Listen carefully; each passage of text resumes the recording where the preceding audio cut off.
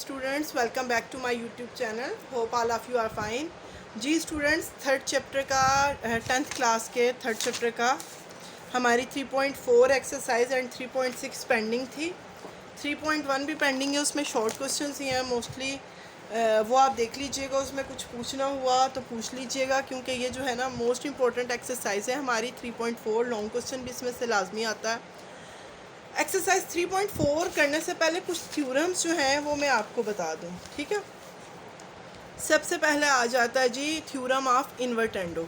ये हमारा first theorem है, थ्योरम ऑफ इन्वर्टेंडो।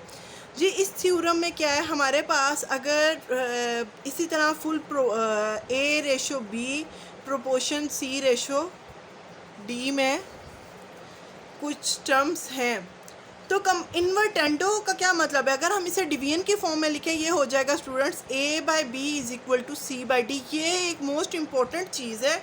ये सारे थ्योरम्स अगर आप अच्छे से कर लेंगे तो आपको बिल्कुल इजीली क्वेश्चन समझ आ जाएंगे। अगर इसे डिवीजन की फॉर्म में लिखा जाए तो ये तो ऐसे हो जाएगा, A by B is equal to C by D. ये हमारी फॉर्म है।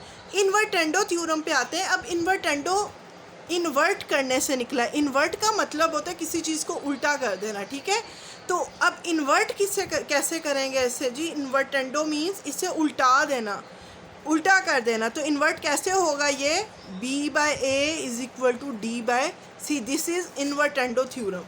ओके स्टूडेंट्स, अगर इन्वर्टेंडो आ भी जाए, ये कॉन्सेप्ट आप अपने माइंड में रखते हुए इजीली सॉल्व कर सकते हैं। अब आ जाए अल्टरनेंडो। अल्टरनेंडो जो निकला है वो इसी चीज़ को ए रेशो बी को लेके मैं सारे आपको थ्योरम्स करवाऊंगी। इनके मुश्किल एग्जांपल्स पे नहीं जाएंगे। अल्टरनेंडो, अब अल्टरनेंडो किससे निकल रहा है, अल्टरनेट करना। अल्टर करना का मतलब होता है बदलना, तब्दील करना। अब यही अगर हमारे पास प्रोपोर्शन है A by B is equal to C by, अगर यही फॉर्म है A by B is equal to C by D, तो ये क्या हो जाएगा। अल्टर करने का मतलब होता है बदल देना। तो बदलेंगे हम किन चीज़, इन ट्रीज़ को, सिर्फ इन इंट्रीज़ को बदलेंगे, बाकी इंट्रीज़ अपनी जगह पर ही रहेंगी।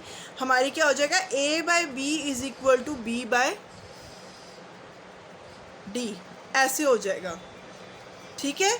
अल्टरनेंडो थ्योरम अल्टर कर दिया हमने। अल्टर किन दो को किया, मीन पोजीशंस को आपस में अल्टर कर दिया। A by B is equal to, A by C is equal to B by D, ये हो गया। अब आ जाए कंपोनेंडो थ्योरम पे, फिर आ जाता है डिविडेंडो थ्योरम पर। फिर कंपोनेंडो डिविडेंडो कंबाइन में क्या होता है वो अब हम देखेंगे, ठीक है। कंपोनेंडो थ्योरम अब हम देखते हैं, A by B is equal to C by D, इसी फॉर्म से। अब कंपोनेंडो थ्योरम का मतलब है, आप उससे एग्जांपल ये ले लें, इसकी दो टाइप्स बनती हैं, ठीक है।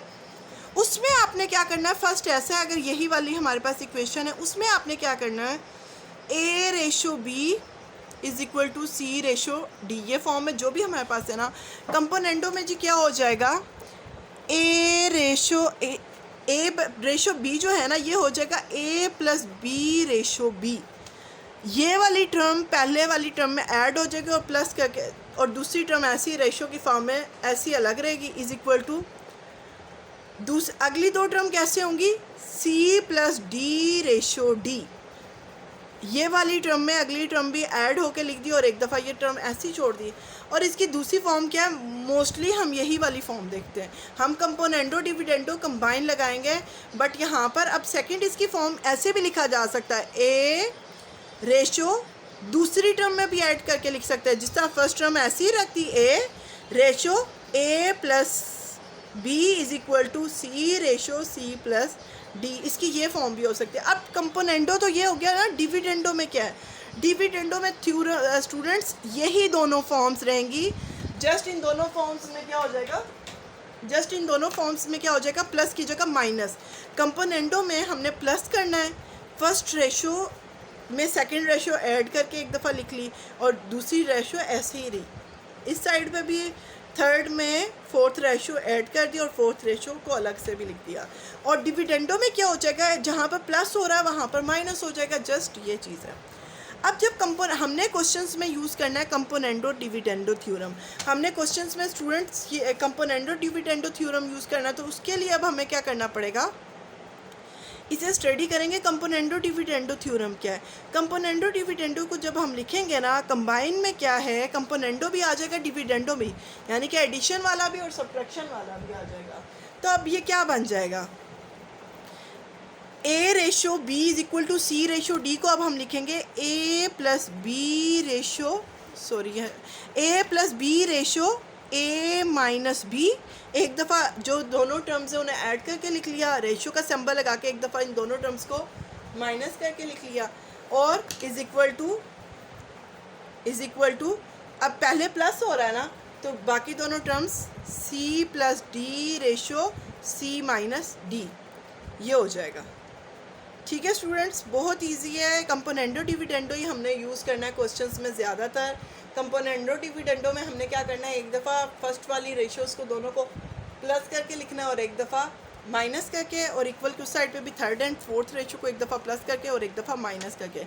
ये हमारे सारे थ्योरम्स हैं जो हमने एक्सरसाइज 3.4 में 3.6 में यूज़ करना है।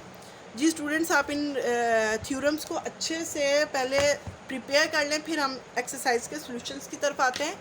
Thanks for watching. अल्लाह हाफिज़।